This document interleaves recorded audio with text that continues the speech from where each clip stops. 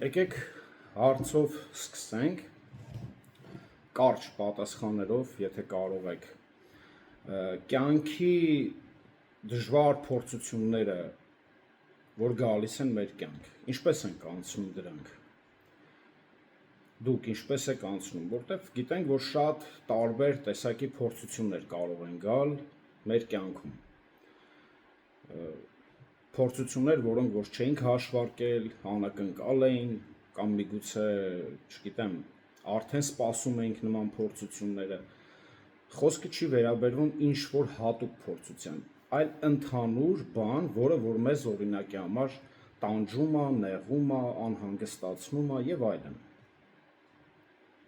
Ինչպես եք անցնում այդ փորձությունը։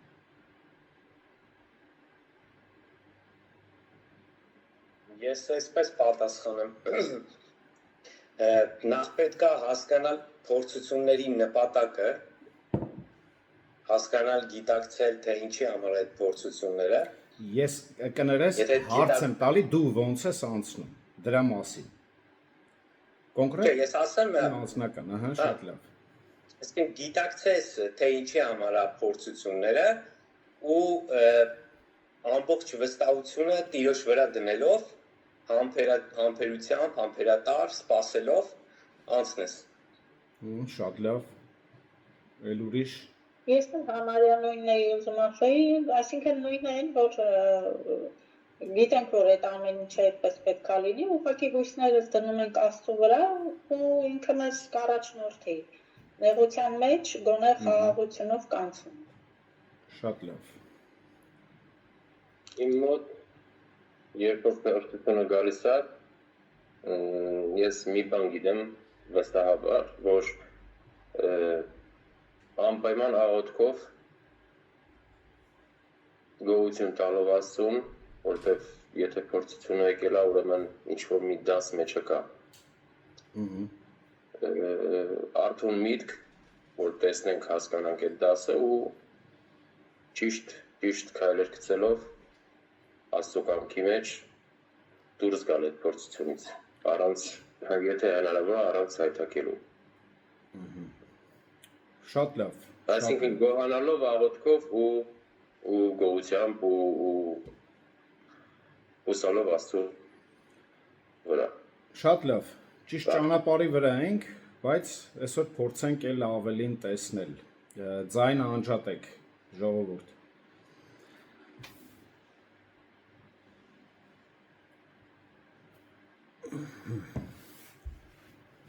Մի աղքատ մարդ վաղուց երազում էր ծովային ճամփորդության մասին։ Մանուկ հասակից կարդացել էր մի ծովային պատմության մասին եւ հրապուրվել էր այդ պատմությունով։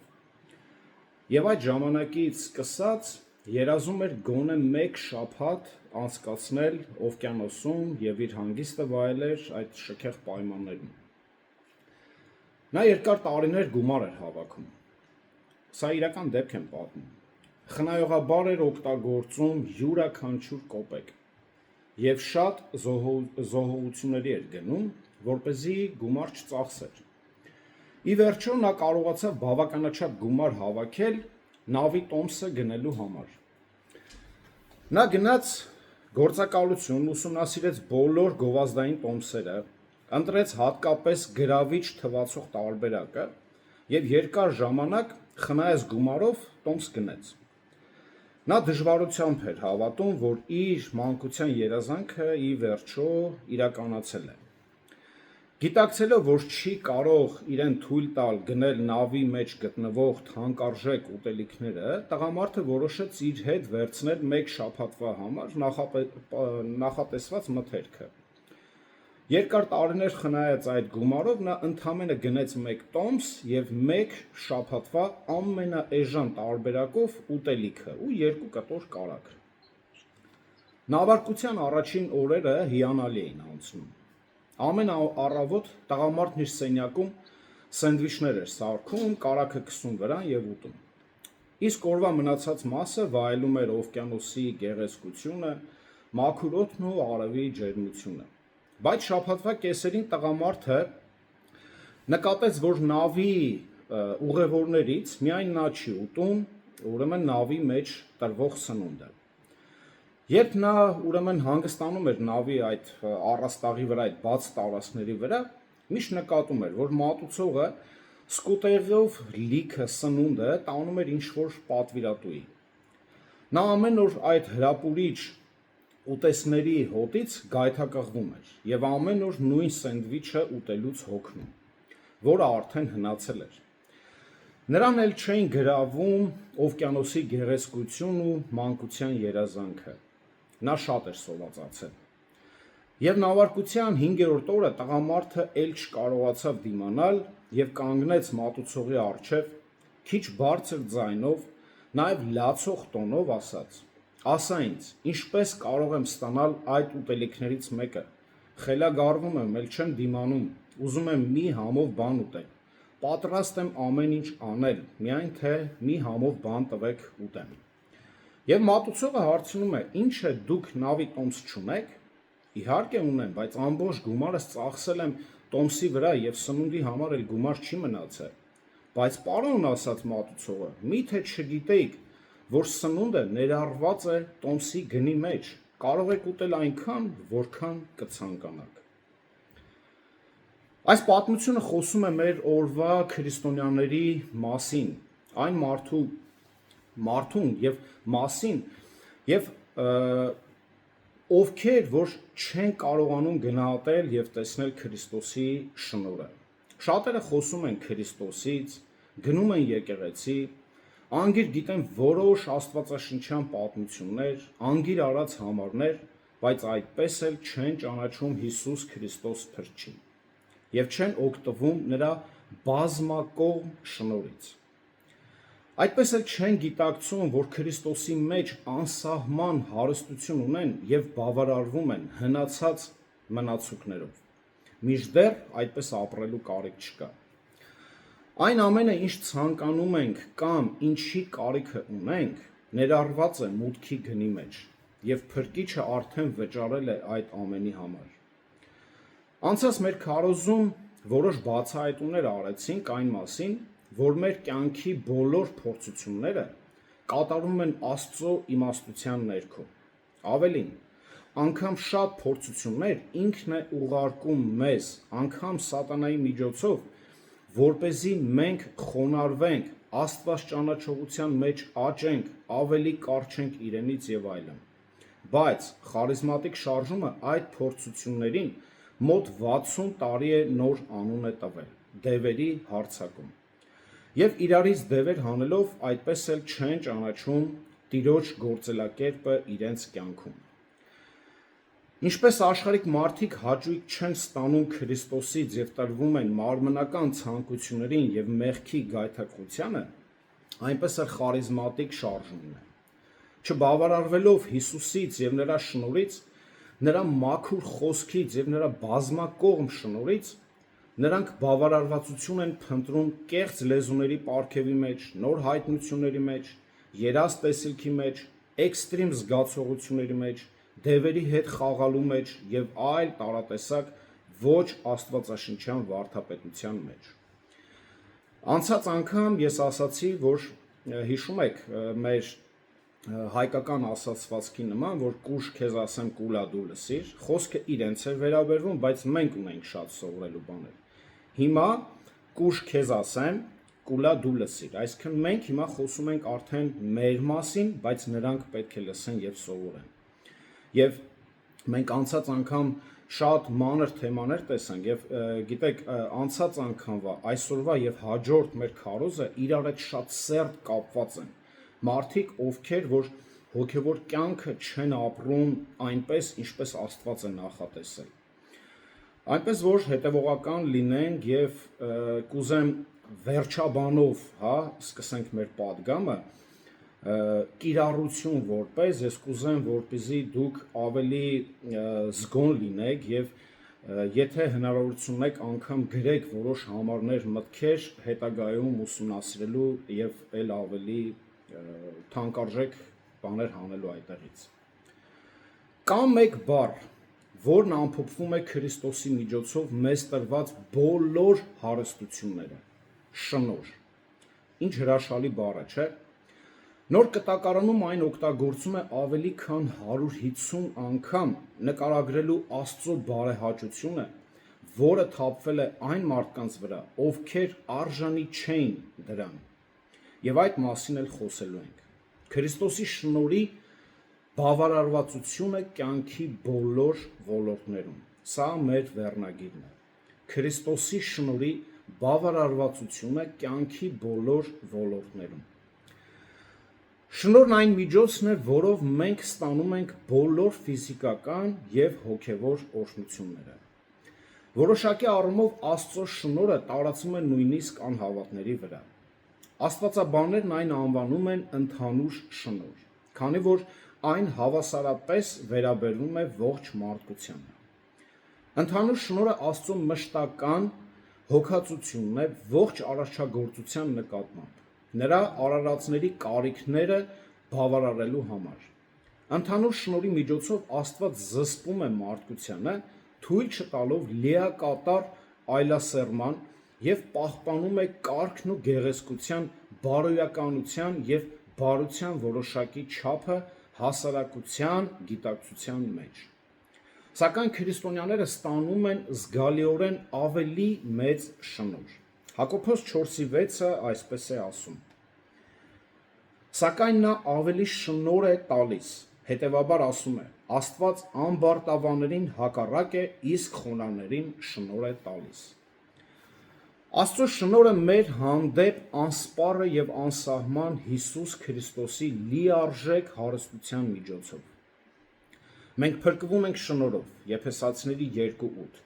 եւ դրա շնորհիվ էլ հաստատուն ենք մնում, փրկվում ենք շնորհով եւ դրա շնորհիվ էլ հաստատուն ենք մնում։ Հռոմեացիների 5:2 համարում, ում միջոցով նաեւ հավատով մուտք ունենք այս շնորհի մեջ, որի մեջ մենք կանգնած ենք եւ ուրախանում ենք Աստծո փառքի հույսով։ Շնորհն ապահովում է մեր փրկությունը, հաղթանակ պարգևում փորձությունների հանդեպ եւ օգնում դիմանալ նեղություններին եւ տառապանքներին։ Այն հնարավորություն է տալիս հասկանալու Աստծո խոսքը եւ իմաստությամբ կիրառելու այն մեր կյանքում։ Այն մեզ մղում է հաղորդակցության եւ աղոթքի եւ հնարավորություն տալիս արդյունավետորեն ծառայելու Տիրոջը։ Մի խոսքով մենք ապրում եւ հաստատուն ենք մնում լիարժեք Քրիստոսի շնորհի հովանու տակ։ Հիշում եք շնորհի վրա խոսքերը։ Մեր Տիրոջ մասին ամենահիասքանչ ճշմարտություններից մեկն այն է, որ նա շնորհով լցված է։ Հովհաննես 1:14 Եվ բանը մարմին եղավ եւ մեր մեջ բնակվեց, եւ մենք նրա փառքը տեսանք, որպես հոր միածնի փառքը, շնորհով ու ճշմարտությամբ լեցուն։ Հովհաննես 1:16 Եվ նրա լիությունից մենք բոլորս ստացանք շնորհ շնորհի փոխարեն։ Բնագրում գրված է շնորհ շնորհի վրա։ Շնորհ շնորհի վրա արտահայտությունը խոսում է շնորհի կուտակման մասին։ Այդպիսի շնորհը մեզ է տրվում ամեն օր։ Այն անսահման եւ բավարար է յուրաքանչյուրի կարիքի համար։ Պողոս առաքյալն Քրիստոսի շնորհը տարբեր կերպ է անվանել. շնորհի լիություն, Հռոմեացիների 5:17, Աստծո շնորհի հարստություն, Եփեսացիների 2:7 եւ չափազանց առատ շնորհ, 2 Կորինթացիների 9:14-ը։ Պետրոսն Աստծո շնորհը բնութագրել է որպես բազմազան, հուներեն պոիկիլոս, որը նշանակում է բազմակողմանի կամ բազմագույն։ Առաջի Պետրոս 4:10 է խոսում դրա մասին։ Ամեն մեկը ինչ պարգև որ ստացել է, դրանով թող ծառայի մյուսներին, որպես Աստծո բազմատեսակ շնորհի լավ տնտեսներ։ Նա նույն հուներեն բառը, ուրեմն պոիկիլոս, օգտագործել է նաև առաջի Պետրոս առաջի գլուխ 6-րդ համարում, խոսելով այն բազմազան փորձությունների մասին, որոնց բախվում են հավատացյալները։ 6-րդ համարը. Սրանով դուք մեծապես ուրախանում եք, թեև հիմա որոշ ժամանակով, եթե հարկ լինի, ճնշման տակ եք զանազան փորձությունների հետևանքով։ Հիմա նայեք, Ինչ է խոսում։ Այնտեղ ասում է Աստծո շնորհը բազմազան է, հիմա այն խոսում է մեր փորձությունները բազմազան են։ Սա հիասքանչ զուգահեռ է Աստծո բազմակողմանի շնորհը,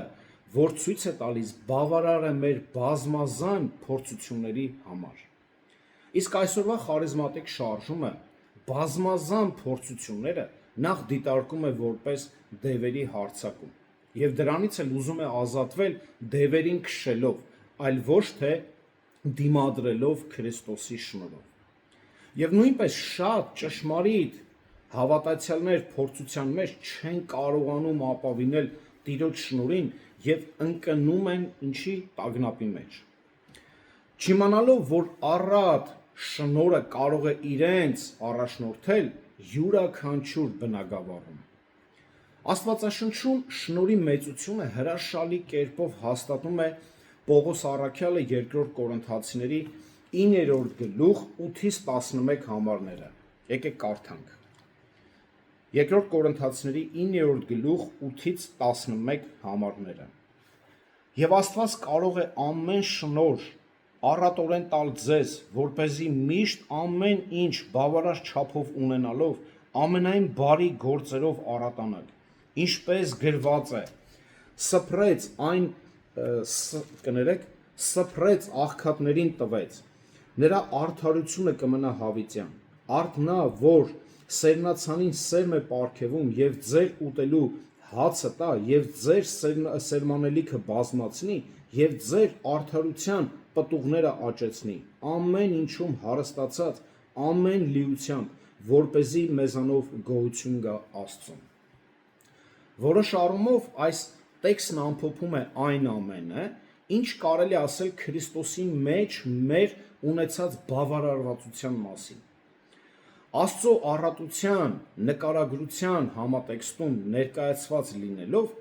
այս համարներն անսահման մեծ նշանակություն ունեն։ Առատ շնորհը բնակվում է յուրաքանչյուր հավատացյալի մեջ, 14-րդ համարը։ Միթե զարմանալի է, որ Պողոսը չէր կարողանում զսպել Աստծուն ուղված իր գովասանքը նման անպատմելի պարգևի համար։ Տեսեք ինչ է ասում. գոհություն Աստծուն նրա անպատմելի պարգևի համար։ Որն էր անպատմելի պարգևը? Շնորհն էր, 14 համարը։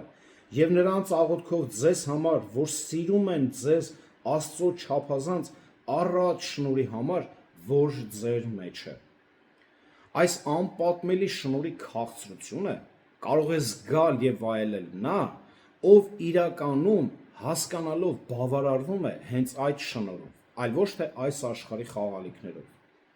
Շնորհ բառը շատերն են օգտագործում, բայց քչերն են դրանով հիանում։ Մենք պետք է տեսնենք Աստծո բազմակողմանի այս բազմատեսակ շնորհի տարբեր կողմերը, թեպետ ժամանակ չունենք բոլորը տեսնելու, բայց գոնե կարող ենք որոշ չափով փոխանցել։ Ամենաբավարար շնորհը ո՞րն է։ Աստծո շնորհը ավելի շատ է զգում նա, ով ավելի շատ փորձություններ է ունենում, եւ առավել շատ նա, ով այդ փորձությունների մեջ չի փորձվում ազատվել իր միջոցներով, չի տրտմում, բողոքում կամ անհասկանալի ձևով դևերի հետ կռվում։ Եվ Պողոս այդ մարդկանցից մեկն էր, ով Աստծո շնորհն ավելի շատ զգաց, քան մյուսները, քանի որ ավելի շատ փորձություններ հենց ինքը հաղթահարեց։ Կորինթացիներին ուղղված 2-րդ նամակի 12-րդ գլուխ 9 համարում Տերը նրան հայտնեց ամենախորը ճշմարտություններից մեկը։ Կարդանք 2 Կորինթացիների 12-րդ գլուխ 9 համարը։ Եվ նա ասաց ինձ. Իմ շնորհը բավական է, քեզ բավական է, որովհետև իմ զորությունը տկարության մեջ է կատարյալ դառնում։ Կյանքի փորձություններին, դժվարություններին խարիզմատիկները անուն են դրել։ Սատանան է հարձակվել, դևերն են հարձակվել, եւ ասում են, որ դրանցից շուտ պետք է ազատվել։ Եվ ինչ են անում, ինչ են ասում, հա, հավատացյալը պետք է առողջ լինի, հավատացյալը աղքատ չպետք է լինի, եւ եթե ինչ որ մի բան այն չէ, ուրեմն սատանայի եւ նրա դևերի հարձակման արդյունքն է, կամ ինչ են ասում, հավատքդ է քիչ։ Բայց եկեք մի փոքր նայենք Պողոսի այս խոսքերին։ Պողոսին խայծել էր սատանան, բայց դա տրվել էր նախ Աստծո կողմից։ Եվ Պողոսի միակ անելիքը աղոթքն էր եւ 3 անգամ աղոթեց։ Պողոսը ստացավ իր աղոթքների պատասխանը, սակայն ոչ այնպիսի, ինչպիսին ինքն էր ակնկալում։ Ըստ էության Աստված ասաց Պողոսին. Ես չեմ հեռացնի այդ խայծը, բայց ավելի լավ բան կանեմ։ Քեզ շնորհ կտամ այն կրելու համար։ Եվ հիշիր Պողոս, թեև ես չտվեցի այն, ինչ խնդրեցիր, այնուամենայնիվ տալիս եմ քեզ այն, ինչի կարիքը իրականում դու ամենաշատը ունես։ Դու ցանկանում ես, որ իմ հեղինակությունն ու զորությունը ուղեկցեն քո քարոզչությանը, այդպես չէ Պողոս։ Իսկ դրան հասնելու լավագույն միջոցը քեզ տկար դարձնելն է, որ իմ զորությունը երևա քո մեջ։ Ահա թե ինչ ասաց Աստված ի պատասխան Պողոսի եռակի աղոթքին։ Եվ նույն կերպ նա արձագանքում է ողջ աշխարհում իր ժողովրդի կրած տառապանքներին։ Ես ձեզ կտամ իմ շնորհը, ոչ թե որ տառապանք չեմ տա, այլ որ տառապանքների մեջ դուք կարողանաք ճիշտ ճանապարհով գնալ, տառապանքները կրել, հաղթահարել այդ տառապանքները։ Աստծո որդու հետ հաղորդակցությունը, ինչպես նաև նրա զորության եւ զորացնող շնորհի հանդեպ վստահությունը ավելի լավ են, քան փորձություններից ու տառապանքներից փախնելը։ Ուշադրություն դարձրու Աստծո խոսքերին։ Իմ շնորհը քեզ բավական է։ Մենք կարիք չունենք խնդրելու նրան, որ մեզ բավարար շնորհ տա, որպեսզի այն փորձությունների մեջ բավարար լինի, այն արդեն իսկ բավական է։ Հարցն այն է, թե դու որքան ես զգում եւ օգտվում այդ շնորհից։ Առաքյալը լիովին գոհ մնաց Աստծուց ստացած պատասխանով եւ ուստի ասում է. Ուստի ավելի սիրով պիտի պարծենամ իմ տկարություններով, որպեսզի Քրիստոսի զորությունը բնակվի իմ մեջ, համարի շարունակությունն է։ Երբ Տերը Պողոսին բացատրեց իր գործողությունների իմաստը,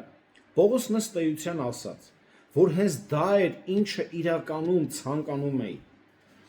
Ուստի փոխանակ բողոքելու եւ տրտնջալու այդ փշի պատճառով այսուհետև նա շատ ավելի մեծ սիրով կպարծենա իր տկարություններով։ Մինչ այդ ծնկի եկած աղոթում էր փուշը վերցնելու համար, հիմա ծնկի եկած աղոթում է շնորհակալությամբ Քրիստոսի զորացնող շնորհի համար։ Աշխարհի փիլիսոփայությունը հայտարարում է. այն ինչ հնարավոր չէ բուժել, պետք է ցավով տանել, մի կերպ դիմանալ։ Սակայն Պողոսը ուրախությամբ վկայում է. այն ինչ հնարավոր չէ բուժել, կարող է ուրախության աղբյուր դառնալ։ Ես ուրախանում եմ տկարությամբ, տառապանքով, նեղությամբ եւ դժվարությամբ։ Սա է Պողոսի պատասխանը հակառակ այս աշխարհի փիլիսոփայությանը։ Բացահայտելով, որ Աստծո շնորհը այդքան հրաշալի, Պողոսը հրաշալի է, Պողոսը ուրախանում է դրա լիությունից եւ պատրաստ է նոր հնարավորություններ ունենալու։ Ես ուրախանում եմ, նույնիսկ հաճույք եմ ստանում, ասում է այդ փշից։ Սա պարադոքս է։ Եվ Պողոսի կյանքին նայելով, տառապանքների մի մեծ ծաղկե փունջ էր հավաքել, որից Քրիստոսի շնորհի անուշ հոտն էր գալիս։ Այս հրաշալի խոստումը իմ շնորհը քեզ բավարար է, վերաբերվում է մեզ յուրաքանչյուր հավատացյալիս, սակայն դրա համատեքստը խոսում է լուրջ դժվարությունների, տառապանքների, հալածանքի եւ մարդկության տկարության մասին։ 10-րդ համարը այդ պատճառով տկարությունների, նախատինքների, կարիքի, հալածանքների ու նեղությունների հոժար եմ Քրիստոսի համար, որովհետև երբ ես տկար եմ, այն ժամանակ եմ զորավոր։ Կորինթացիներին ուղված 2-րդ նամակի 10-ից 13-րդ գլուխները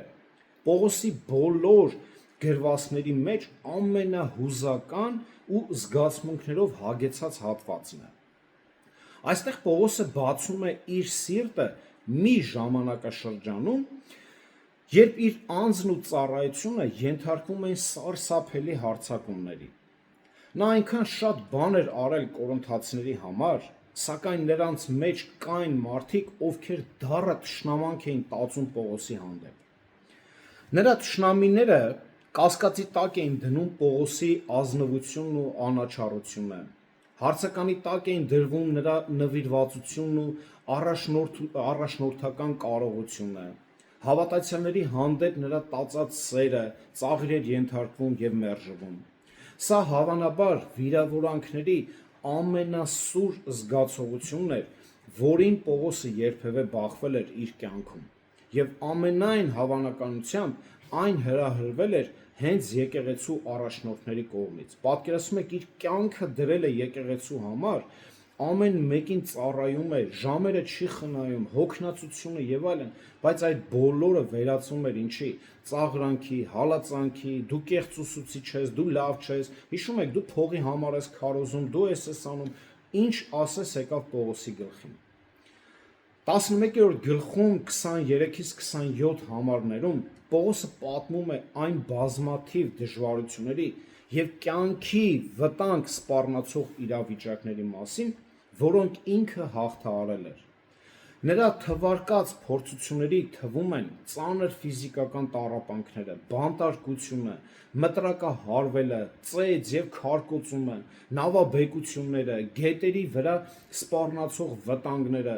ազնվականների, հրյաների ու հեթանոսների կողմից հալածանքները, անքուն գիշերները,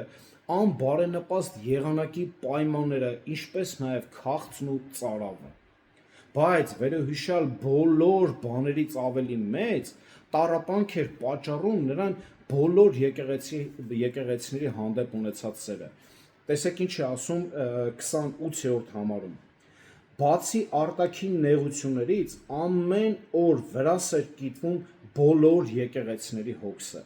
Այսինքն նա այդ տառապանքները, ցավերը, որ անցնում էր, դրան այնքան քիչ էր ցավացնում, քան եկեղեցու այդ հոգսն ու խնդիրները, եկեղեցու կողմից հալածանքը, աշխարհի ինչ կանի, դա կարծես թե նա հասկանում էր, բայց որ եկեղեցին էր անում, այդ դա նրան ահավոր ցավ էր պատճառում։ Եթե Պողոսի ժամանակներում ապրեին այսօրվա խարիզմատիկ քարոզիչները ու տեսնեին Պողոսի տառապանքները, կասեին. Պողոս, քո մեջ սատանա կա։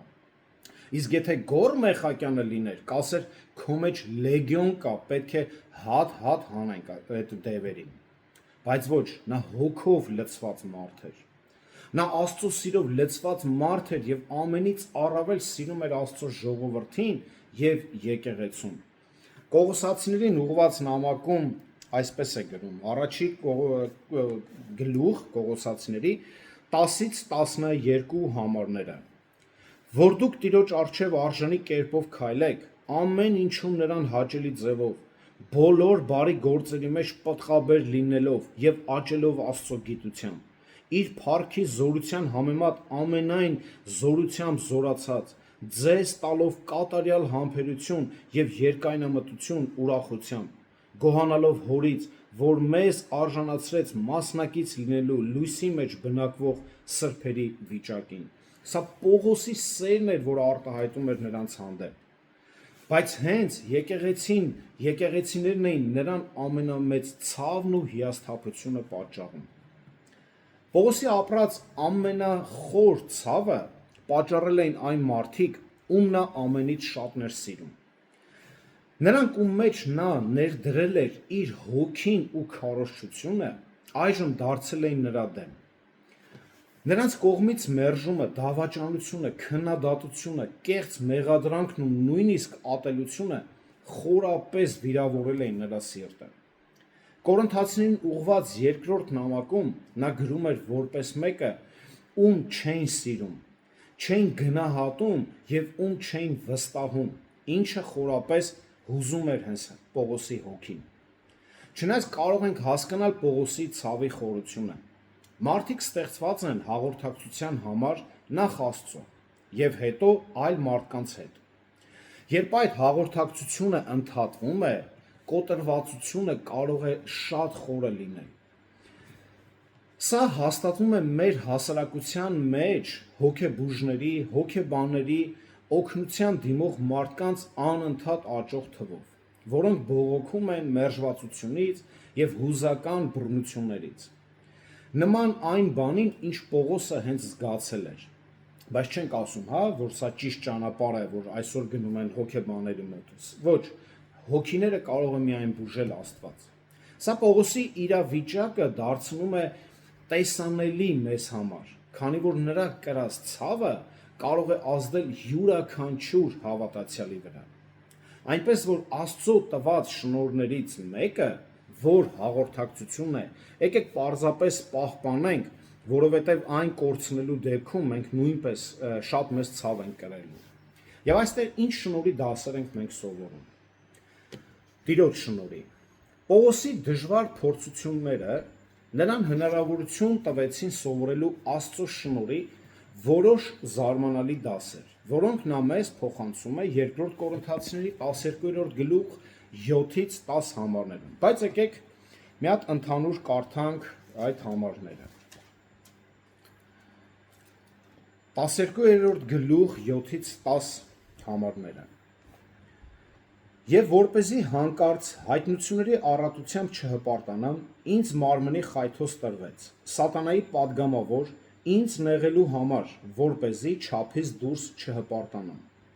Այս բանի համար 3 անգամ աղաչեցի Տիրոջը, որ այն հեռացնի ինձանից։ Եվ նա ասաց ինձ. իմ շնորհը քեզ բավական է, որովհետև իմ զորությունը տկարության մեջ է կատարյալ դառնում։ Հետևաբար ավելի շուտ ուրախությամբ իմ տկարություններով կպարծենամ, որ Քրիստոսի զորությունը բնակվի իմ մեջ։ Այդ պատճառով տկարությունների, նախատինքների, կարիքի, հալածանքների եւ նեղությունների հոժար եմ Քրիստոսի համար, որովհետև երբ ես տկար եմ, այն ժամանակ եմ զորավոր։ Ամեն։ Ինչ ենք սովորում այստեղից։ Առաջին խոնարհություն։ Աստված գիտի, որ մարդիկ հակված են հպարտության, հատկապես երբ նրանք գտնվում են հոգևոր արտոնյալ դիրքերում։ Հետևաբար նա հաճախ օգտագործում է դիմադրությունն ու տառապանքը նրանց խոնարհություն սովորեցնելու համար։ Պողոսը հավանաբար երբևէ ապրած ամենամեծ հոգևոր արտոնություններ ունեցող անձն էր, եւ Տիրոջ շնորհն առատորեն գործում էր հենց նրա կյանքում։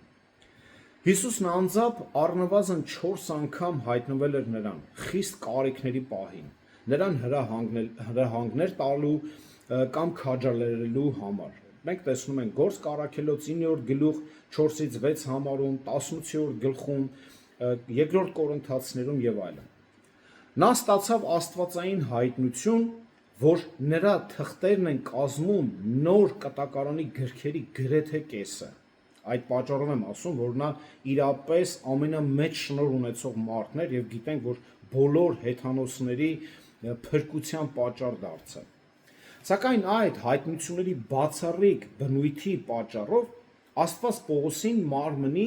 փուշ ուղարկեց նրան գոռոզությունից զերծ պահելու համար։ 7-րդ համարը։ Այս արտահայտությունը կարող է հիշեցնել վարդեր, գիտեք, կտրելու պահը, երբ ինչ-որ մի փուշ է մտնում մատը։ Սակայն, ինչպես անցած անգամ նշեցինք, փուշ թարգմանված, ուրեմն հուներեն բառը բառացիորեն նշանակում է սրածայր փայտե նիզակ, որը օգտագործում էր մեկին խոցելու եւ ուժգին ցավ պատճառելու համար։ Ավելին, մարմնի մեջ արտահայտությունը թարգմանվել է նաեւ որպես մարմնի համար, ինչն իմ կարծիքով այստեղ հենց ավելի տեղին է։ Փոխաբերական իմաստով Աստված Պողոսին մի նիզակ ուղարկեց նրա մեղավոր մարմինը խոցելու եւ հնազանդեցնելու համար, որպեսզի կանխի պարծենկոտությունն ու հպարտությունը։ Պողոսը ուրեմն անվանում է տալիս այդ փշին սատանայի պատգամաբեր ասելով 7-րդ համարում։ Այս արտահայտության իմաստի վերաբերյալ բազմաթիվ տեսակետներ կան, սակայն եթե այն ընդունենք իր բուն իմաստով, ապա կարող ենք զգալիորեն պարզեցնել հարցը։ Սատանայի հրեշտակը կամ պատգամաբերը մեկն է, ում սատանան ուղարկում է որևէ պատգամով, Սա բավական պարզ է։ Հրեշտակ թարգմանվող հուներեն բառը անգելոսն է։ Այն նոր կտակարանում հանդիպում ենք ավելի քան 188 անգամ և միշտ վերաբերվում է անձի, լինի դա մարդ, թե հրեշտակ։ Ուստի քիչ հավանական է, որ Պողոսն այն 7-րդ համարում օգտագործել է ֆիզիկական հիվանդություն նկատի ունենալով, ինչպես ենթադրում են շատ քարոզիչներ, այսօր Պողոսին ինչ ասես կպցնում են անունը։ Պարզ ասած, Պողոս առաքյալի համար մարմնի փուշը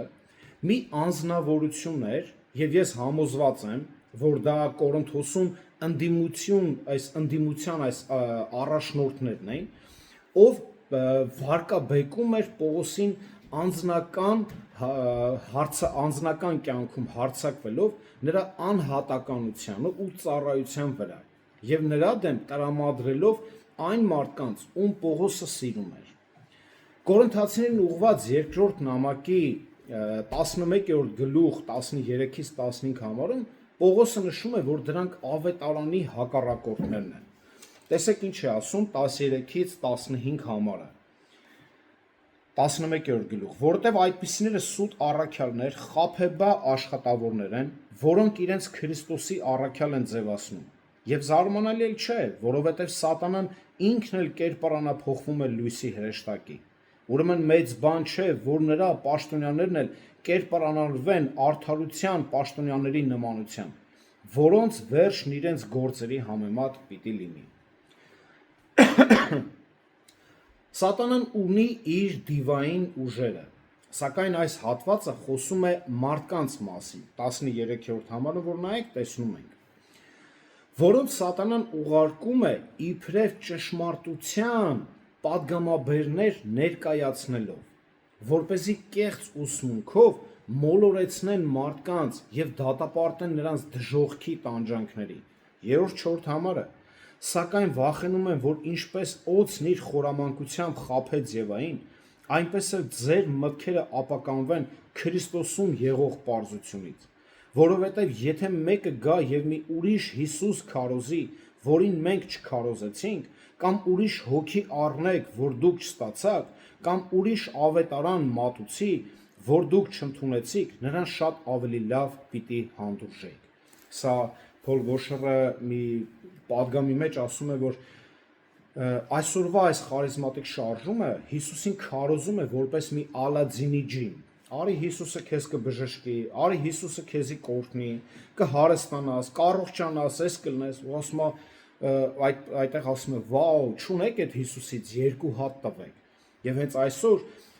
այսպիսի քարոզիչներին, խարիզմատիկ շարժմանը, մենք փաստով տեսնում ենք, որ ավելի լավ են ընդունում նրան, քան մեզ, եւ հետեւաբար այդպիսի բաներից մի տագնապեք, մի մտքերի մեջ ընկեք, ինչու են այնտեղ շատ, մենք քիչ ենք եւ այլ եւ այլ։ Մենք ունենք այս մարգարեական խոսքերը։ Սատանան ունի իր դիվային ուժերը, սակայն այս հատվածը խոսում է հենց այսպիսի մարդկանց մասին։ Պողոսի դեպքում այդ պատգամավորն ուղարկվել էր նրան ապտակելու կամ տանջելու համար, 7-րդ համարը, եւ սա էր հենց Պողոսի տանջանքը, վախենում են, որ գալու են ձեզ ուրիշ Հիսուս քարոզեն, լսեք, հետևեք իմ խոսքերին եւ այլ եւ այլ։ Այսօր էլ ինչ է կատարում։ Մենք ասում ենք, ոչ, հավատացյալը պետք է անցնի այս կյանքի փորձություններով, Կարեն Թադևոսյան, Գոր Մեխակյան եւ այլ խարիզմատներ, բոլոր Արտուր Սիմոնյան ասում են, հավատացյալը պետք է զորավոր լինի, ուժեղ, հարուստ, առողջ եւ այլ եւ այլն։ Այստեղ նեղել բայն է օգտագործում կոլոֆիձո, որը բառացիորեն նշանակում է բռունցքով հարվածել կամ ծեծել։ Այն օգտագործում է Մատթեոս ավետարանում 26-րդ գլուխ 67 համարում եւ Մարկոս 14-րդ գլուխ 65 համարում նկարագրելու համար, թե ինչպես են հռոմեացիների զինվորները Հիսուսին հարվածում։ Պողոսի ասացի իմաստն այն է, որ Աստված օգտագործեց սատանային մեկին ուղարկելու համար, որպեսզի կոպտորեն վիրավորի Պողոսին։ Ինչպես տեսանք անցած անգամ Պողոսը հասկանում էր դա, նույնիսկ գիտեր դրա պատճառը, ասում է որպեսզի չհպարտանան։ Այլ խոսքով, ինչպես Աստված օգտագործեց սատանային, Հոբին եւ Պետրոսին խոնարհեցնելու համար, այնպես էլ նախապատրաստեց Պողոսին, որպեսզի նա ավելի մեծ օգտակարություն ունենար։ Ի տարբերություն շատ խորհրդատուների, ովքեր ձգտում են բարձրացնել մարդու ինքնագնահատականը, Աստված խոնարհեցնում է մեզ, որպեսզի մենք ճիշտ ընկալենք Տիրոջ հետ ունեցած մեր հարաբերությունները, որից հետո նա բարձրացնում է մեզ իր կամքի համաձայն եւ առատ շնորհ է տալիս մեզ։ Հակոբոս կրկին կարդանք 4-րդ գլուխ 6-րդ համարը։ Սակայն նա ավելի շնորհ է տալիս, հետևաբար ասում է Աստված ամբարտավաններին հակառակվում է, իսկ խոնարհներին շնորհ է տալիս։ 10-րդ համարը։ Խոնարհվեցեք Տիրոջ առաջ, եւ նա ձեզ պիտի բարձրացնի։ Եվ մենք, քանի որ դեռ չենք սովորել ինքնակամ խոնարհվելու, Աստված ինքը մեզ կխոնարհեցնի, բայց դրա համար պետք չի տրտմել, այլ պետք է ուրախանալ։ Երկրորդը ինչ է սովորեցնում։ Կախվածություն։ Պողոսի այդ 12-րդ գլուխ 7-ից 11 համարները հիշում եք։ Ինչ է սովորեցնում։ Կախվածություն։ Մենք հակված ենք մեր ցավերով, խնդիրներով, կիսվելու, նաև դիմելու մարդկանց։ Սակայն Աստված ցանկանում է, որ դժվարության պահերին մենք նախ եւ առաջ իրեն դիմենք։ Եվ հենց դա էր Պողոսի արձագանքը։ 2 Կորինթացիների 12:8-ում նա ասում էր. 3 անգամ աղաչեցի Տիրոջը, որ հեռացնի այն, մարմնի փուշը ինձանից։ Աղաչել նշանակում է ինչ որ մեկին խնդրել կամ նրան դիմել հուսահատ վիճակում։ Ուշադրություն դարձրեք, որ նա չի ասում խորհրդակցեցի թերապևտի հետ, հոգեբուժի հետ, ֆիլմ դիտեցի կամ անգամ հոգևոր երգեր լսեցի մխիթարվելու համար, կամ սաստեցի սատանային եւ ասեցի ետևս անցիր։ Նա ընտրեց մի ուղի, որը ամենահուսալին է բոլոր ուղիների մեջ, որը այսօր շատերը թերանում են հենց այս հարցում։ Նա աղոթեց Տիրոջը։ Նա 3 անգամ աղաչեց Աստծուն հեռացնելու փուշը, եւ 3 անգամ Տերը պատասխանեց. ոչ Պողոս։ Պողոսը ջերմորեն եւ անկեղծորեն աղոթում էր, սակայն գիտակցում էր,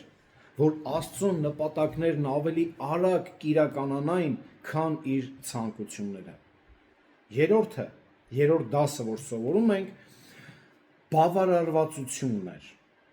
Պողոսը գոհ էր Աստծո որոշումից, քանի որ գիտեր, որ Աստված բավարար շնորհ կուղարկի իր փորձության համար։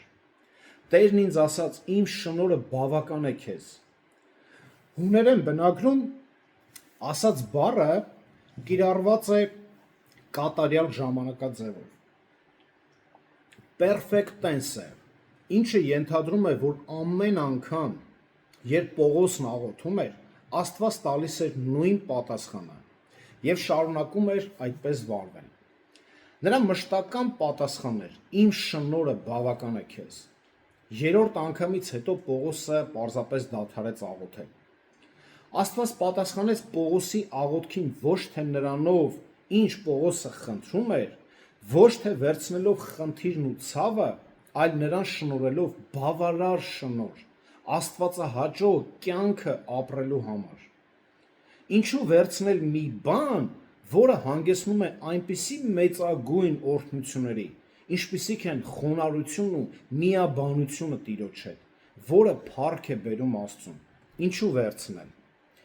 Բայց այսօրվա խարիզմատիկ շարժումը յուրաքանչյուր փորձություն դիտարկում է սատանայի հարձակում, մի բան, որը կարծես թե Աստված տեղյակ չէր կամ էլ չի կարողանում միջամտել։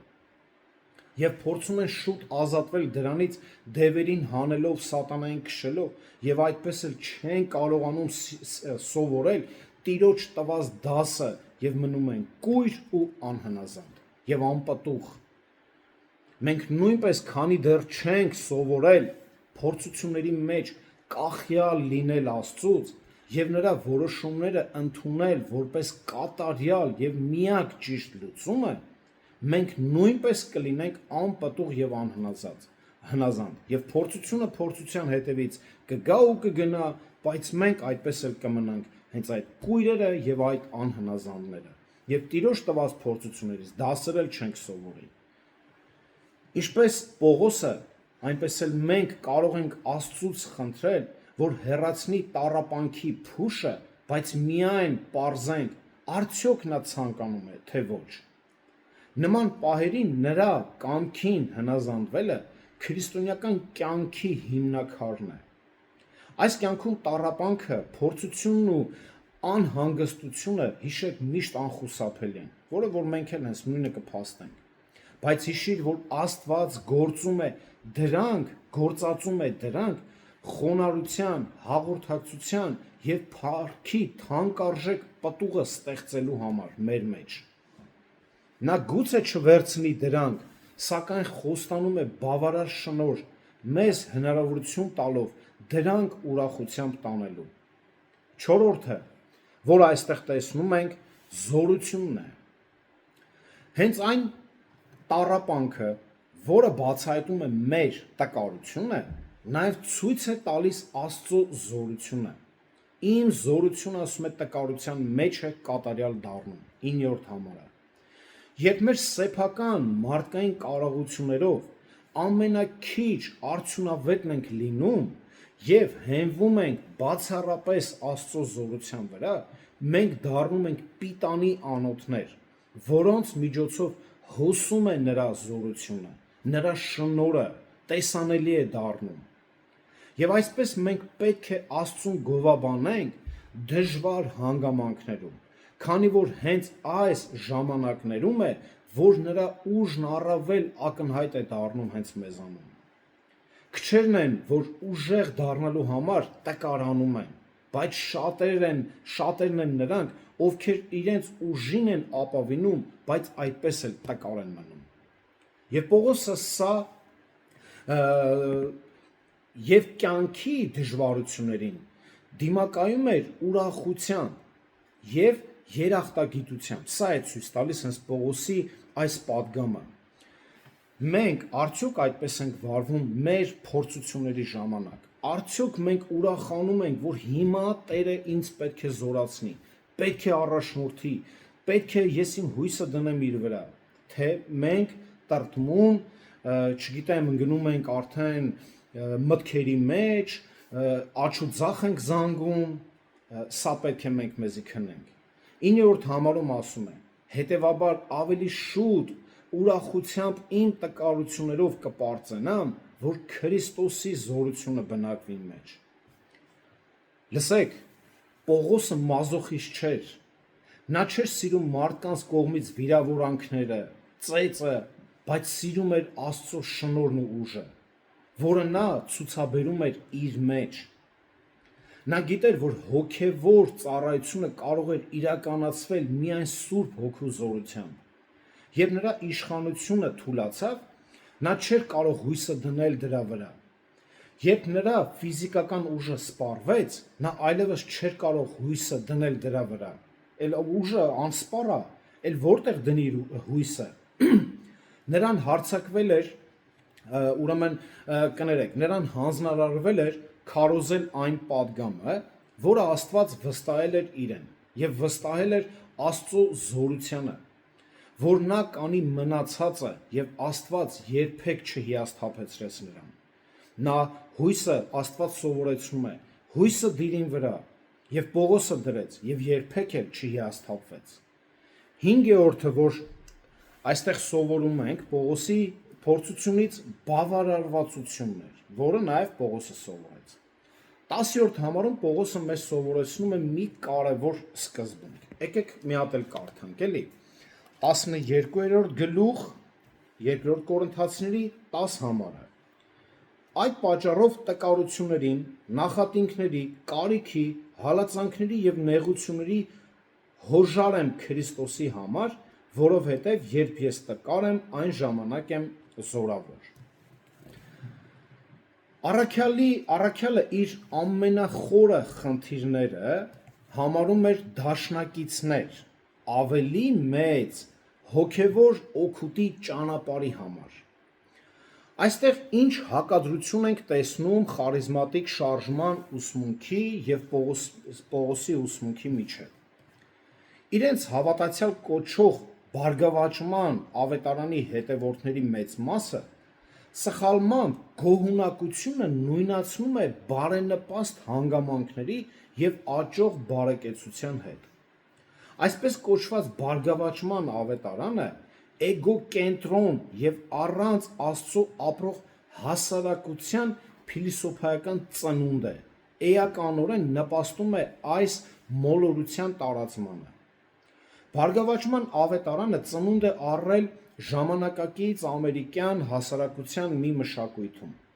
որը խրախուսում է հեդոնիզմը, էգոցենտրիզմը եւ անձնական հարստության ձգտումը։ Այսինքն էգո,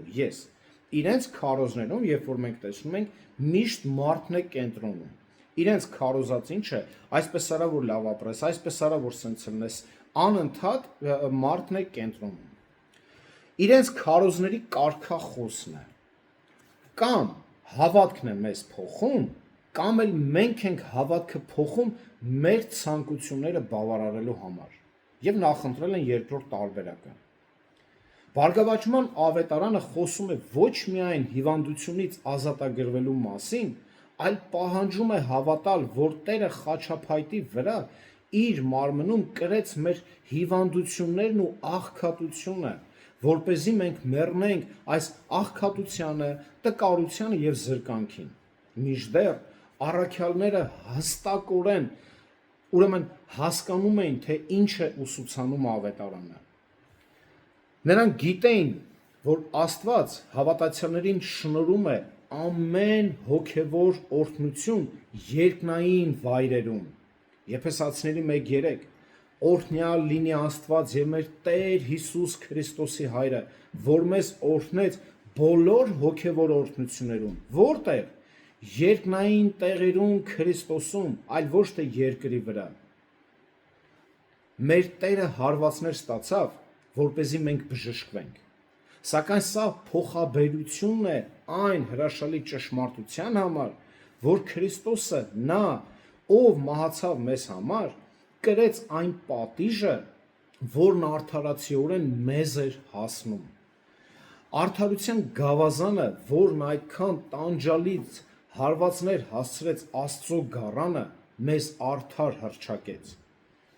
Ենթադրել, թե Հայր Աստված իր միածին որդուն աշխարհ ուղարկեց կրելու աշխարհի աղքատությունը, հիվանդությունը, վիրավորանքները, չարաշահումներն ու բռնությունը եւ ամենակարևորը կրելու հոր բարկությունը եւ այդ ամենը միայն մեր նյութական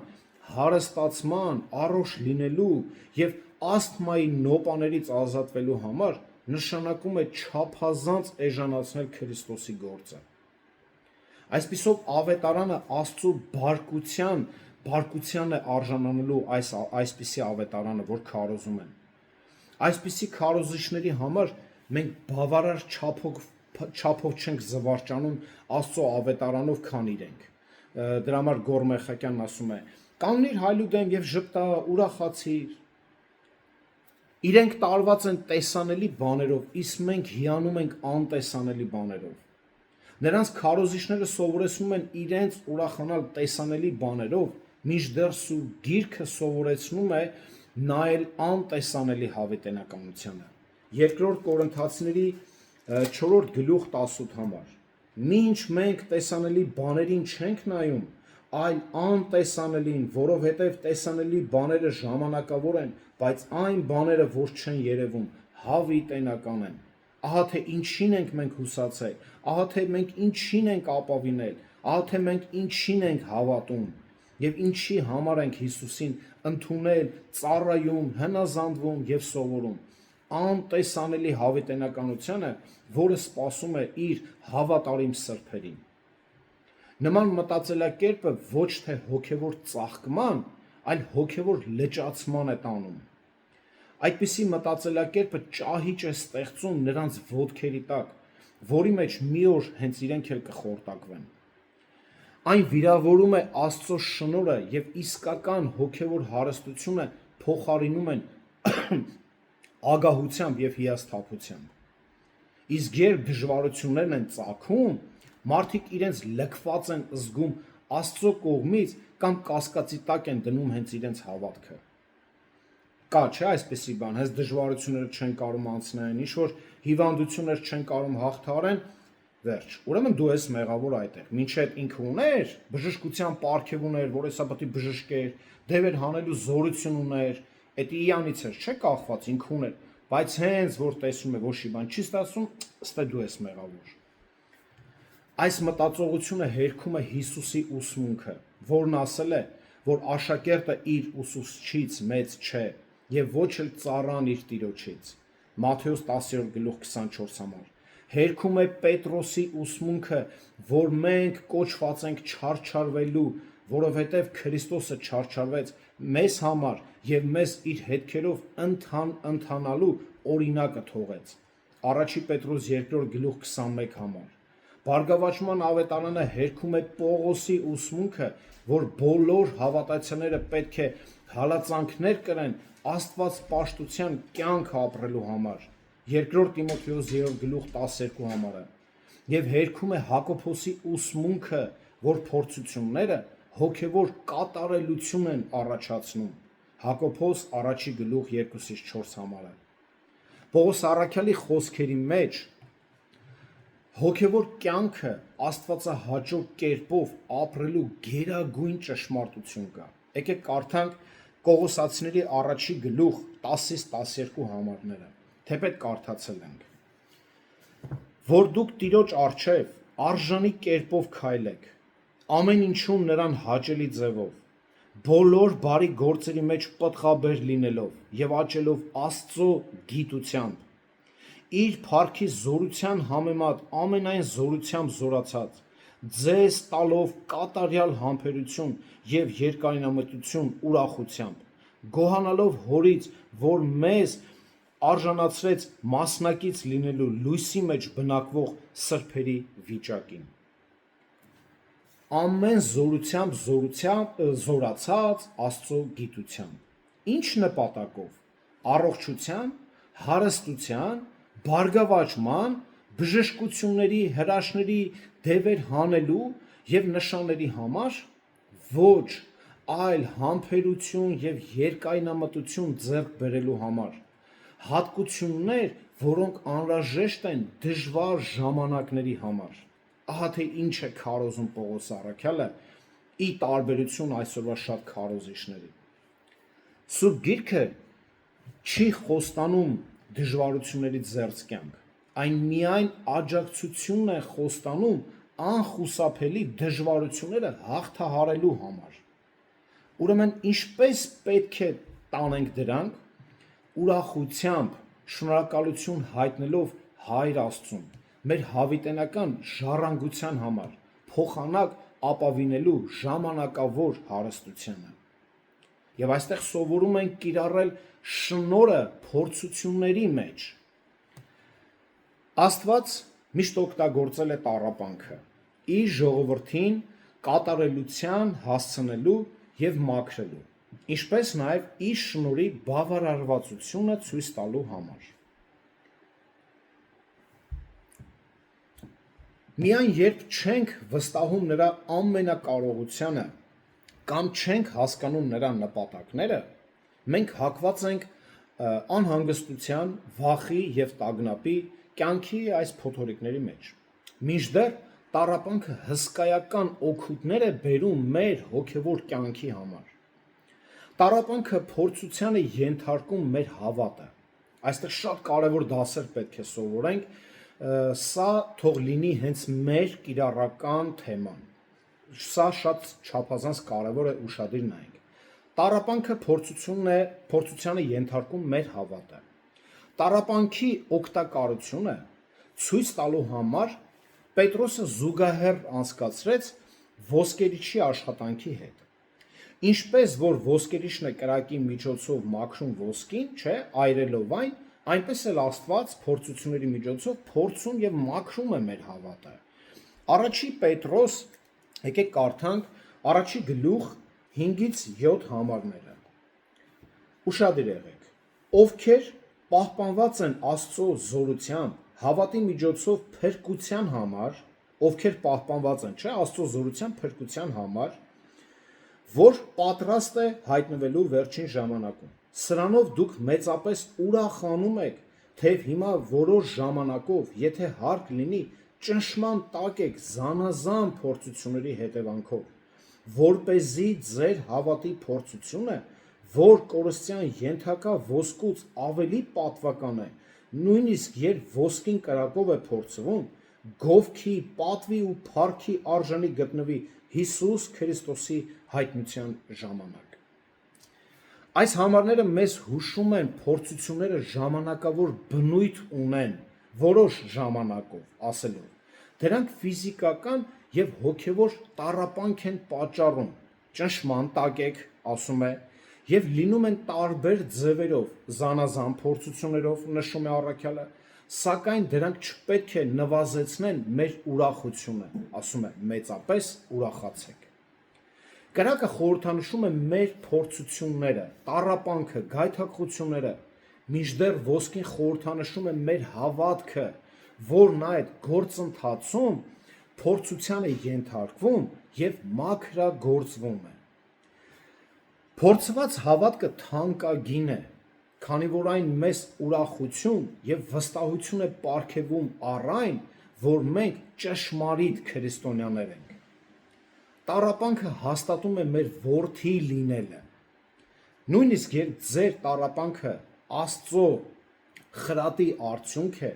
դուք կարող եք ուրախանալ, քանի որ դա ցույց է տալիս նրա սերը ձեր հանդեպ։ Բանը չէ, խարիզմատներին ոչ բնորոշ երևույթ է, ոնց թե տառապանքը ցույց է տալիս հոր սերը մեր հանդեպ, այո, եկեք կարդանք Եբրայեցիներին ուղված նամակի 12-րդ գլուխ 5-ից 8 համարները։ 12-րդ գլուխ 5-ից 8 համարները։ Եվ մոռացաք այն հորդորը, որ ձեզ հետ խոսում է, ինչպես որդիների հետ, որդյակս, Տիրոջ խրատը մի անարգիր, եւ երբ նրանից հանդիմանվես, մի վհատվիր, որովհետև Տերը ում սիրում է, խրատում է, ծեծում է ամեն մի զավակի ում ընդունում է։ Եթե խրատին դիմանաք, Աստված ձեզ հետ կվարվի ինչպես որդիների հետ, որովհետև այդ որ զավակին է, որ հայրը չի խրատում, իսկ եթե առանց խրատի լինեք, որին բոլորը մասնակից են, ուրեմն դուք խորթ եք, ոչ թե որդիներ։ Տառապանքը նաև համբերություն է ծնում։ Հակոբոս, նորից կարդանք Հակոբոս առաջի գլուխ 2-ից 4 համարները։ Եղբայրներս, երբ այլևայլ փորձությունների մեջ ընկնեք, այդ բոլորը ուրախություն համարեցեք, իմանալով, որ ձեր հավատի փորձությունը համբերություն է առաջ բերում, սակայն համբերությունը թող կատարյալ արդյունք ունենա, որպեսզի կատարյալ եւ ամբողջական լինեք եւ ոչ մի բանի պակասություն չունենաք։ Նեղությունները մեզ կատարյալ են դարձնում, հաստատուն եւ զորավոր Քրիստոսի միջոցով։ Առաջի Պետրոս 5-րդ գլուխ 10 համարը։ 5-րդ գլուխ 10 համար։ Եվ բոլոր շնորհների Աստվածը, որ Հիսուս Քրիստոսի միջոցով մեզ իր հավիտենական փառքին կոչեց, որոշ ժամանակ նեղություն կրելուց հետո թող ձեզ կատարյալ դարձնի, հաստատի, զորացնի եւ հիմնավորի։ Տառապանքը մեզ սովորեցնում է ատել մեղքը։ Դավիթ իր սաղմոսներում շատ էր խոսում իր մեղքի մասին եւ տառապում էր դրանից։ Տառապանքը մեզ սովորեցնում է ատել մեղքը։ Մարտին Լյութերը շատ տառապանքներ կրելով ընդունեց, որ ինքը հատուկ սեր էր զգացել այդ սաղմոսների նկատմամբ։ Տառապանքը նրան սովորեցնել հասկանալ Դավթի մեղքի նկատմամբ այդ ատելությունը։ Տառապանքը նպաստում է ինքնագնահատմանը։ Փորձությունները քեզ օգնում են գնահատել քո ներքին հավատի չափը։ Եթե անկեղծ ես ինքդ քեզ հետ, քո տառապանքները քեզ օգնում են հասկանալ քո հավատի չափը։ Ինչ ես անում դու տառապանքների մեջ, հալածանքների, փորձությունների մեջ։ Դու կարող ես ինքդ քեզ քնել,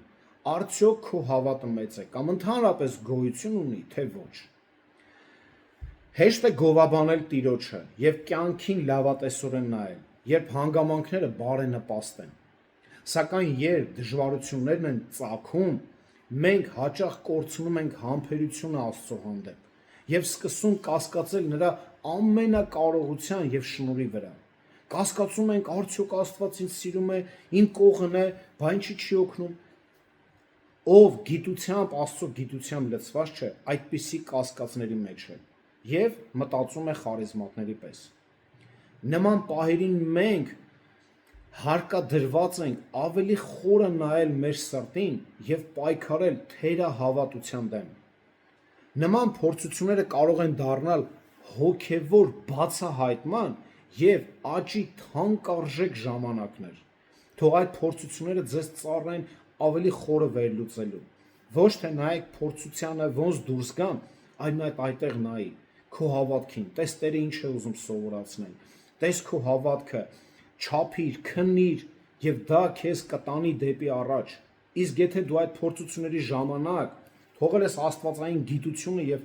Աստծո գործելակերպը, Աստծո նախախնամությունը եւ դու այդտեղ ուզում ես մի բան անես, որ այդ փորձություններից դուրս գաս, դու չես օգտվի այդ շնորհից։ Եկեք անկեղծ լինենք բոլորս։ Կարող ենք մի բան փաստել, որ երբ ամեն ինչ խաղաղ է, երբ չկան դժվարություններ, տարատեսակ փորձություններ, հեռվանում ենք Աստծուց։ Փաստում եք այդ բոլորը։ Ես իմ կյանքում շատ է եղել։ Երբ ամեն ինչ լավ է, ոչ մի բան չունեմ, ժողովուրդ 1, 2, 3 օր է պետք, ընդհանրապես ես չեմ խոսում ամիսներ, տարիների մասին։ 2-3 օր մենք ինչ ենք անում։ Թուլանում ենք, ոչ գիրք ենք կարդում, ոչ աղոթք ենք անում, ոչ ուզում ենք քույր եղբայրների հետ հաղորդակցվենք, դառնում ենք իմիջայլոց հավատացյալներ։ Բայց փորձությունը երբ գալիս է, դառնում ենք ճշմարիտ հավատացյալներ։ Կարդում ենք Աստվածաշունչը, ավելի շատ ենք կարդում, քան երբևէ, ավելի շատ ենք աղոթում, քան երբևէ, ավելի շատ ենք զգում մեր քույր եղբայրների կարիքը, քան երբևէ, հաղորդակցության, եկեղեցու կարիքը, ամեն ինչ պատրաստ ենք տալու միայն այդ դժվարություններից դուրս գանք, չէ՞։ Այս մասին Տերը զգուշացրել էր հենց Իսրայելին։ Եկեք կարդանք երկրորդ օրինաց 6-րդ գլուխ 10-ից 13 համարները։ Այստեղ նկարագրում է հենց այդ լավ վիճակը։ Եվ երբ քո Տեր Աստվածը քեզ տանի այն երկիրը, որի համար քո հայրերին Աբրահամին, Իսահակին եւ Հակոբոսին երթվեց, որ քեզ տա, մեծ ու գեղեցիկ քաղաքներ, որոնք դու չես կառուցել, եւ ամեն ինչով լի տներ, որոնք դու չես լցրել, եւ փորված ջրհորներ, որոնք դու չես փորել, այգիներ եւ ձիթենիներ, որոնք դու չես տնկել, երբ ուտես ու կշտանաս, զգուշացիր, որ չմոռանաս Տիրոջը, որ քեզ Եգիպտոսի երկրից, քո ծառայության տնից հանեց։ 13-ը քո Տեր Աստծուց վախեցիր եւ նրան ծառայիր եւ նրա անունով երթվիր։ Տերը կյանքի դժվար փորձությունները տալիս է մեզ հետ բերելու նպատակով, այնպես որ ճշմարիտ հավատացյալը տխրելու փոխարեն պետք է ուրախանա։ Եվ իսրայելացիներն ինչ էին արել, այս փորձությունների մեջ իրապես նրանք հենց մոռացան Աստծուն, մոռանում էին անընդհատ։ Եվ մենք էլ, երբ որ տեսեք, տնկել եմ, ես եմ տվել, հողը, ջուրը, ջրհորները, ամեն ինչը, երբ մեր կյանքում այդպիսի օրեր են գալի, մենք հեռանում ենք Աստծուց։ Դրա համար երբեմն տառապանքը Տերը տալիս է, որ մեզ հետ բերի իր մոտ։ Իսկ ով չի հասկանում Աստծո գործելակերպը, նա ընդհակառակը ավելի է հեռանում Աստծուց։ Երբ դժվար ժամանակները գալիս են, այն մեր ուշադրությունը այս աշխարհից ուղղում է դեպի Աստված, դեպի մեր Փրկիչը։ Տառապանքը մեզ նույնացնում է Քրիստոսի հետ։ Տառապանքը մեզ նույնացնում է Քրիստոսի հետ։ Քրիստոսի համար կրած հալածանքները բոլոր ճշմարիտ հավատացյալների տարբերվող նշանն է։ Եկեք կարդանք Պողոսը ինչ է գրել 2 Տիմոթեոս 3-րդ գլուխ 12 համարում։ Այո, ովքեր ուզում են Աստված պաշտությամբ ապրել Քրիստոս Հիսուսի մեջ, հալածանք պիտի կրեն։ Մեր ընդհանուր թեմայից հասկացաք, ինչի պիտի հալածանք կրենք։ Ինչի պիտի կրենք։ Ենթադրում եմ, որ այո, հասկացանք։ Պողոսը գրեց նաև Թեսաղոնիկեի եկեղեցուն։ Թեսաղոնիկեցիների եկեղեցուն առաջի Թեսաղոնիկեի 2-րդ գլուխ 14-ից 15 համարներում այսպես է գրում. Եղբայրներ, դուք Հրեաստանում գտնվող Քրիստոս Հիսուսով Աստծո եկեղեցիների նման եղաք, քանի որ նույն հալածանքը կրեցիք ձեր ազգակիցների կողմից, ինչպես նրանք հրեաներից, որոնք ոչ միայն սպանեցին Տեր Հիսուսին ու իրենց մարգարեներին, այլ նաև մեզ հալածեցին, նրանք Աստծուն չեն հաճեցնում և հակառակ են մեզ մարդկանց։ Պողոսը այստեղ թվարկում է հենց մեր տառապանքների այն փորձառությունները, որ հավատացյալ անցնում են։ Գաղատացիների 6:17 համարում Պողոսն ասում է. Տեր Հիսուսի նշաններն իմ մարմնի վրա եմ կրում։ Նա ստացել է շատ վերքեր որպես Քրիստոսի աշակերտ։ Նրա համար արտոնություն էր Քրիստոսի համար չարչարվելը, Փիլիպպեցիների 3-րդ գլուխ 10 համարում, որ ճանաչեմ նրան և նրա հարության զորությունը ու նրա չարչարանքների հաղորդակցությունը, նրա մահվան կերպարանակիցը լինելով։ Տեսնում եք տառապանքները, սրանք մեր այսօրվա հավատացյալներից հեռու գաղափարներ չեն և չպետք է լինեն, և մենք չպետք է հանձնվենք և մեր զենքերը դնենք տառապանքների ճանապարհի մեջ, որտեղ այս տառապանքները մեզ նույնացնում են Քրիստոսի հետ։ Մեր տառապանքը կարող է քաջալերել նաև այլ հավատացյալների։ Աստված հաճախ օգտագործում է մեկ հավատացյալի տառապանքը մյուսներին քաջալերելու և զորացնելու համար։ Փորձությունների ժամանակ թեսաղոնիկեցիների քրիստոնյաները իրենց պահվածքը օրինակ ծառեց Մակեդոնիայի և Աքիայի հավատացյալների համար։ Առաջի Թեսաղոնիկեի մենք կարդում ենք առաջի գլուխ 6-ից 7 համարներում։ Տեսեք ինչ է գրում. Դուք էլ մեր Տիրոջ հետևորդները դարձաք խիստ նեղության մեջ խոսքը Սուրբ Հոգու ուրախությամբ ընդունելով, այնպես որ օրինակ հանդիսացաք Մակեդոնիայում և Աքիայում եղող բոլոր հավատացյալներին։ Այսինքն մենք մեր նեղությունների մեջ, երբ որ մենք զորավոր ենք, առատաձեռն ենք և տարբեր բաներ, մենք օրինակ ենք ծառայում անգամ ուրիշ հավատացյալների։ Պողոսի առաջին բանտարկությունը նպաստեց ավետարանի ավելի մեծ հաջողությանը, քանի որ այն քաջալերեց մյուս հավատացյալներին, Աստծո խոսքը խոսելու ավելի մեծ համարձակությամբ և առանց վախի։ Նույն տեսնում ենք Փիլիպպեցիների առաջի գլուխ 14 համարում։ Այսպես է գրում. Եվ Տիրոջով եղբայրներից շատերը իմ կապանքներից քաջալերված, Պողոսը կապանքների մեջ է, նրանք քաջալերվում են, իմ կապանքներից քաջալերված ավելի համարձակորեն սկսեցին Աստծո խոսքը քարոզել առանց երկյուղի։ Տառապանքը կարող է ծառայել անհավատների բարիքին։ Շատ անհավատներ ընտրյալների թվին են պատկանում, սակայն դեռևս չեն ստացել փրկություն։ Տերը կարող է հավատացյալների դեմ ուղղված հալածանքն օգտագործել ընտրյալներին իրեն մոտեցնելու համար, ճիշտ այնպես, ինչպես վարվեց Փիլիպպեի բանտապետի պարագայում, Գործք առաքելոց 16-րդ գլուխ։ Բանտապետին հանձնարարվեց հսկել Պողոսին և Շիղային այն բանից հետո, երբ նրանք դաժանորեն ծեծվել և բանտարկվել էին։ Նրանց հիմնական հանցանքը Քրիստոսին քարոզելն էր, Քրիստոսի ավետարան քարոզելն էր։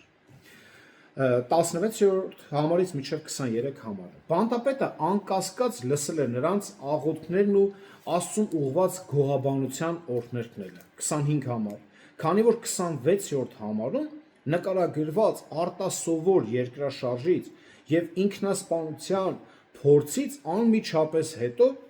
նա հարցրեց նրանց, թե ինչ պետք է անի փրկվելու համար 30 համարում։ Բանտապետը գիտեր Շիղան ու Պողոսը անհետացել են, կորել են եւ հիմա բանտապետ ուզում էր ինքնասպանություն գործել, որովհետեւ ինքը պատասխանատվության առջև էր կանգնելու արդեն պետության առջև։ Պողոսն ու Շիղան ավետարանը քարոզեցին նրան եւ նրա տան գտնվող բոլոր մարդկանց, եւ նրանք բոլորը հավատացին 31-ից 34 համար։ Փրկվեցին բանտապետն ու իր ընտանիքը, բայց տառապան կրողները Պողոսն ու Շիղան էին։ Տառապանքը հնարավորություն է տալիս մեզ օգնելու ուրիշներին։ Հաճախ նրանք, ովքեր ամենաշատն են տառապում, լավագույնս կարող են կարեկցել տառապողներին։ Իմաստով այս թեման բացահայտվում է Եբրայեցիներին ուղված նամակում։ Եկեք կարդանք։ Եբրայեցիների 4-րդ գլուխ 15-ից 16 համարները։ Որովհետև ոչ թե այնպիսի մի քահանայապետ ունենք,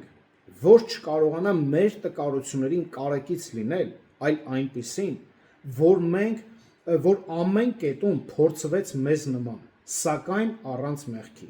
Ուրեմն համարձակությամբ մոտենանք շնորհած աթոռին, որպեսզի ողորմություն ընդունենք եւ շնորհ գտնենք կարիքի ժամանակ մեզ օգնելու։ Հիսուսը գիտի գայթակղությունների եւ մարդկային թուլությունների դեմ մեր պայքարի մասին, քանի որ ինքը եւս նման պայքար է մղել։ Նա կարող է կարեկցել մեզ եւ մխիթարել, երբ մենք մոտենում ենք իրեն աղոթքով եւ Աստծո խոսքը ընթերցելու միջոցով։ Եվ մենք նրանից նույնպես սովորում ենք։ Երբ դու անցել ես այդ նեղության ճանապարհը, դու ավելի լավ կհասկանաս նեղության այդ ճանապարհով անցնող քո քրոջը եւ եղբորը, եւ հաստատ ավելի լավ կօգնես, քան այն մարդը, որ այդ փորձության մեջ չի անցել։ Իսկ այսօրվա խարիզմատիկ շարժումը նորից անդրադառնանք իրենց, խուսափում է նման օրհնություններից, այս վերոհիշյալ, որը որ թվարկեցին, այս օրհնություններից խուսափում է եւ փորձությունների ժամանակ իրարից դևեր հանելով չեն օգտվում նման օրհնություններից։